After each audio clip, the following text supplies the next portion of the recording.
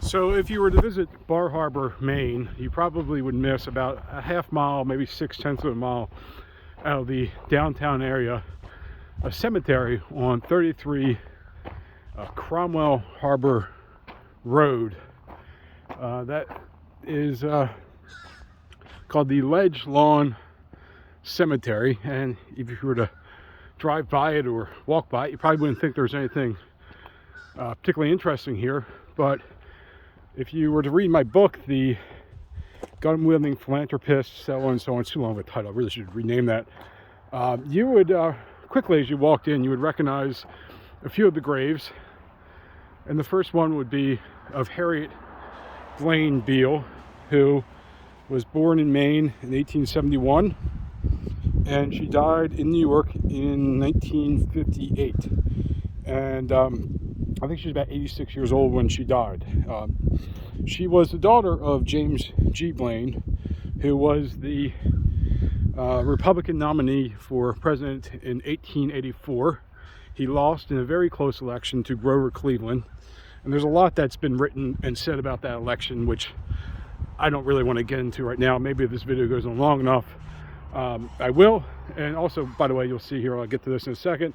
This is Margaret Blaine Damrosch, one of James Blaine's other daughters. But anyway, back to Harriet. She was kind of dating, as you can put that, Truxton Beale, and they got married in, I think, 1893. She was a very young lady. She was about 22, and I think Truxton was 37 or so. I think he was 37, probably a bit too young to get married, because the marriage didn't work out, and there was something written about that, but we don't quite know why. But just they fought a lot, and just things were not going well. And I think she actually filed for divorce, but he did not contest that. And I think he was off traveling in Russia or China at the time. Divorce was granted. They had one son, Walker Blaine Beale, who was named after her older brother, who had died from the Russian flu, back in, I think, 1891. And they had a funeral for Walker. I think Walker was a family name. One of James Blaine's other sisters or someone had married into the Walker family. And they had a funeral in Washington, D.C. for Walker Blaine. And at the funeral, one of James Blaine's other children, Harriet's older sister, Alice, who was married to a Civil War general who was from Ireland, she came down sick with the Russian flu, and then she died about 2 weeks later. And about like 2 years after that, one of her older brothers, Emmons Blaine, died of some intestinal something or another in Chicago. Emmons was the president of the Baltimore and Ohio Railroad Company. He lived in Baltimore for a number of years, and had, I think, one child, Emmons Blaine Jr. Then he relocated out to Chicago. There's a Emmons Blaine Hall at the University of Chicago, named after him, probably because he gave him a lot of money. And he died in 1892. Then I think in 1892, James G. Blaine, Harriet's father, passed away. And then she got married to Truxton. Had one kid, and then Truxton just kind of abandoned her, and she kind of lived the rest of her life. Then her son died in World War I. This woman had very, very bad luck. I don't know if luck's the word I want to use, but it's interesting. You walk through cemeteries. I know Stanley Robbins. I'm sure not the same person. Probably not even in relation, but anyway. Sort of, I came up here yesterday, and I had been driving for 13 hours, really, because I stopped at another place on the way. And I was trying to do a video about this cemetery, but I was just so out of it. I was dehydrated. I was tired, just not feeling myself. And so I figure I'd come up today and try to do another one, and try to make this better. But frankly, I'm hungover and I've had too much caffeine, and I really don't know what the hell is going on. I need to eat something or something. I'm doing this intermittent fasting, and So anyway, I always come up to graveyards when I go on vacations or something. When I was in London, I went to the first spot I went to was Herbert Spencer's grave in London, North London. It took some subway, what they call it, the tube or whatever, and I had to walk a bit and find it. And speaking of Spencer, Harriet's husband Truxton was a big fan of Herbert Spencer and probably talked to her. Maybe that's what led to the divorce, was Truxton talking too much about Herbert Spencer. But anyway, so Harriet's son died in 1917. It's a very sad story. She continued living on. I found an obituary, which I can't find again. I don't know where it is. Probably lost in my computer somewhere. I'm trying to find it in the archives websites I go to. But it mentioned that she was very close to her nieces. Her sister Margaret had 4 daughters with her husband, who we'll talk about in a second. And she had several intimate friends. And back then, intimate just meant close. It didn't mean like she was, doing anything with them. We seem to have changed the meaning of words. She became very interested. Harriet became very interested in trying to contact the dead, particularly her son. She kind of became involved in spiritualism, and she even communicated with her sister-in-law, Emmons Blaine's widow, in Chicago about it, because Emmons Blaine Jr., her nephew, passed away from the Spanish flu about around the same time her son died in the war. So lived a hard life. Came from money. The Blaine family was very wealthy. James Blaine somehow miraculously made a ton of money while in government service. I can't imagine how that's possible, right? I mean, that doesn't happen today, does it? And they had property up here in Bar Harbor. This was like their summer home. And I think the Blaine cottage burned down like in the 1940s or 50s or something like that. So, and now it's like there's a hotel there or something like that. So, and I don't think there are any surviving Blaines. I mean, James Blaine had 7 children. First one, Stanwood, named after his wife's maiden name, Harriet Stanwood. He died in infancy. Then Walker Blaine died in his 30s. I don't think he had any children. Emmons Blaine died in his 30s. One child who also died, I think, his late 20s. Actually, I think he did have there might be a descendant up through Emmons Blaine Jr. I think Emmons Blaine Jr. did have a daughter who may be still alive, or maybe there's some descendants from them. I guess, Harriet, one child who died in the war, so we go through Harriet, Emmons, Walker, Stanwood. There was a James Blaine Jr. who did have a son, and that's another interesting story. I'm not going to get into it now, but he kind of, was the sort of black sheep of the family. And I don't know that son, if probably not still alive, if they're in descendants through him. So Emmons, Harriet, Walker, James. I feel like I'm missing someone. Margaret, who we'll get to. Stanwood, Emmons, Walker, Harriet. I'm having a hard time because I'm doing this intermittent fasting and trying to figure out James Blaine's 7 children. Stanwood, Walker, and Emmons died before him. There's James Blaine Jr., there's Harriet, and then there's Margaret. We got to know. Margaret was one of the daughters of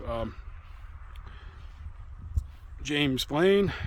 She married a gentleman named Walter Damrosch. He was born in 1862 in Germany, although that part of Germany they now consider Poland, which I don't recognize. Frankly, I don't consider Poland a real country. It really should be divided up between Germany and Russia, like the Ukraine, frankly. But that's a joke, in case anyone's listening, but not really. He was born in Germany. I consider it Germany, and he was a famous composer, came to this country, had 4 daughters with Margaret. He wrote a book called My Musical Life, and if you can see on his tombstone, he says, "I have done my utmost to spread the joys of music can bring to men."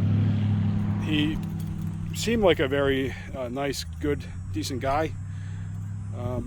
Seemed like he was kind of bossed around a bit by his wife. She made him go to a suffragette march one time, and he was sort of mocked by other men in the crowd who were not in the march.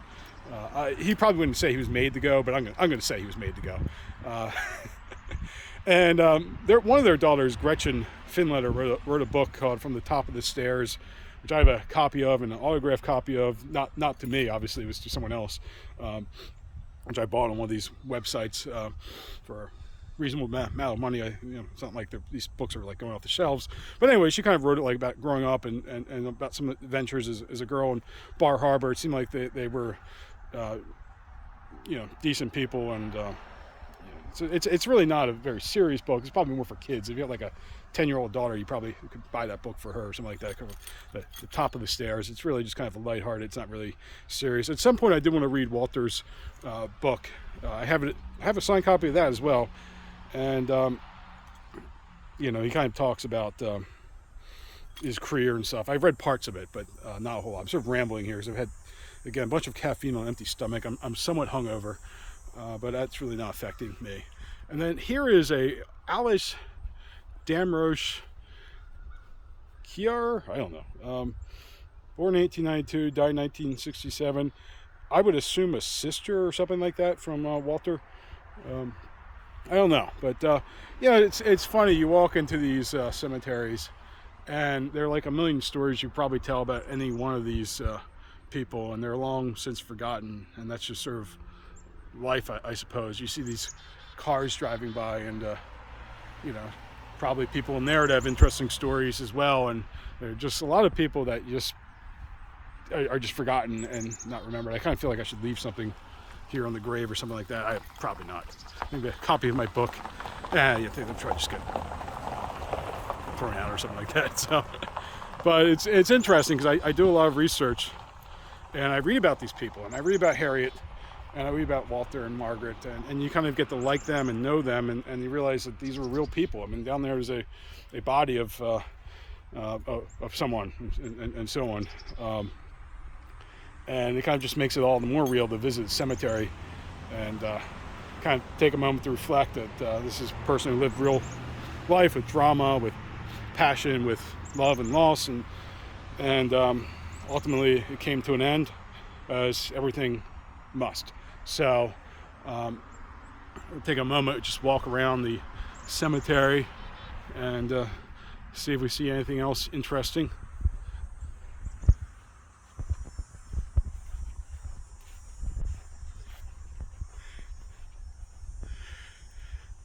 It was interesting that, I was talking about the Russian flu, and a lot of people think that was a coronavirus. It was going around in the 1890s, and it took more often younger people like Walker, who was a friend of Truxton. He was about a year older than Truxton, and, he was relatively healthy. He had come down with malaria at some point because I think he was in South America and picked it up there. But other than that, he was relatively healthy, had recovered from malaria, and the Russian flu just sort of took him out. And then again, he gathered for the funeral, and then the sister Alice comes down with the Russian flu and dies. It kind of went around for a couple of years. I think it came from Russia or maybe China. No one's real sure. They didn't have a real good understanding of things back then. And if you read like the newspaper accounts, the doctors are like, yeah, we don't really know exactly what's going on. They didn't pretend like they had all the answers like they do now. But like I said, it just kind of went around for a couple of years and then died out. And it didn't quite die out. I think somebody said the virus could still be around as like a cold flu today, but that's what typically happens. And, life just kind of went on. Then I mentioned Harriet's brother Emmons, who died of an intestinal something or another in the 1892, I think. His son, in his late 20s, and he died of the Spanish flu in 1917. And back then, some people were like putting these cloth masks over their faces, which were really just making the situation worse. But they didn't know any better. They were not smart like we are now here today. So anyway, this is Ledgelawn Cemetery. Bar Harbor, Maine is well worth a visit. And trying to think if there's anything else I can add. You're probably just getting bored and turning off by now. But Anyway, that's pretty much it. Hopefully make a blog post about this later. Maybe I'll incorporate this video if I don't sound like too much of an idiot on it. Take care.